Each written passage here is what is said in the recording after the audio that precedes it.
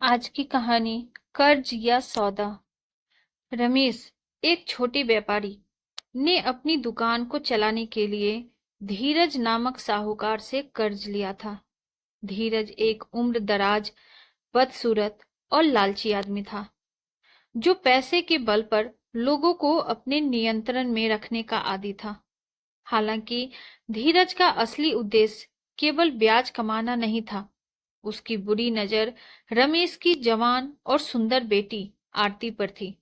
जब रमेश कर्ज चुकाने में असमर्थ हो गया, तो धीरज ने अपनी असल इरादे जाहिर कर दिए।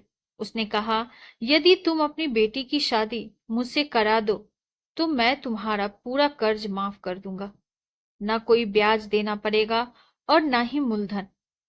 रमेश और आरती दोनों इस प्रस्ताव को सुनकर अवाक रह गए। यह एक ऐसा सौदा था जिसे स्वीकार करना उनके लिए असंभव था, लेकिन उनके पास कोई और विकल्प भी नहीं था। धीरज ने फिर एक चालाकी भरा प्रस्ताव रखा। मैं इसे एक खेल में बदल देता हूँ। मैं एक थैली में दो कंकर रखूंगा, एक सफेद और एक काला। तुम्हारी बेटी बिना देखे थैली से एक कंकर निकालेगी। अगर उसने सफेद कंकर निकाला तो तुम्हारा सारा कर्ज माफ हो जाएगा और उसे मुझसे शादी भी नहीं करनी पड़ेगी। लेकिन अगर उसने काला कंकर निकाला तो उसे मुझसे शादी करनी होगी और तुम्हारा कर्ज माफ कर दूंगा। और अगर उसने कंकर निकालने से मना किया तो तुम्हें जेल भिजवा दूंगा। यह सुनकर रमेश और आरती की चिंता और बढ़ गई। धीरज की चालाकी साफ थी, लेकिन गांव के लोग इकट्ठा हो चुके थे और अब पीछे हटने का कोई रास्ता नहीं था। सब बगीचे में आ गए, जहां काले और सफेद कंकर से बनी बिजली बिछी थी। धीरज ने अपनी चालाकी से दोनों कंकर काले उठाए और उन्हें थैली में डाल दिया, लेकिन आरती ने उसकी चालाकी पकड़ ली। अब सवाल यह था कि आरती क्या करेगी। अगर वह धीरज की बेईमानी का पर्दाफाश करती, तो वह अपने प्रभाव और ताकत का इस्तेमाल कर उनके परिवार को और मुसीबत में डाल सकता था, और अगर वह चुप रहती तो उसे धीरज से शादी करनी पड़ती। आरती ने तुरंत अपने दिमाग को शांत किया और धीरज की तरफ मुस्कुराते हुए थैली की ओर हाथ बढ़ाया। उसने एक कंकड़ निकाला, लेकिन जानबूझकर उसे नीचे गिरा दिया, जिससे वह बाकी कंकरों में खो गया।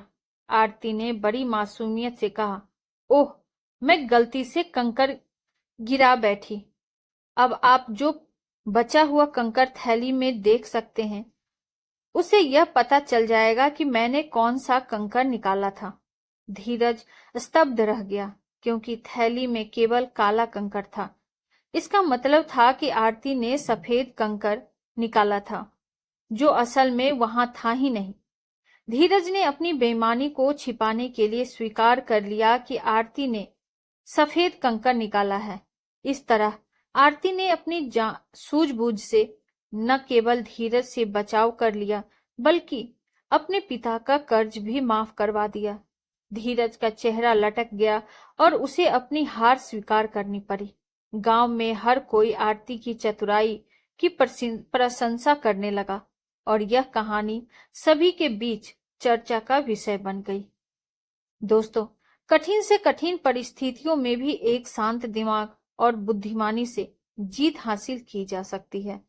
आपको हमारी ये कहानी कैसी लगी, कमेंट बॉक्स में जरूर बताइए, और ऐसी ही ढेरों सारी कहानियों के लिए वीडियो को लाइक, शेयर और चैनल पे नए हैं तो सब्सक्राइब करना ना भूलें। Thank you.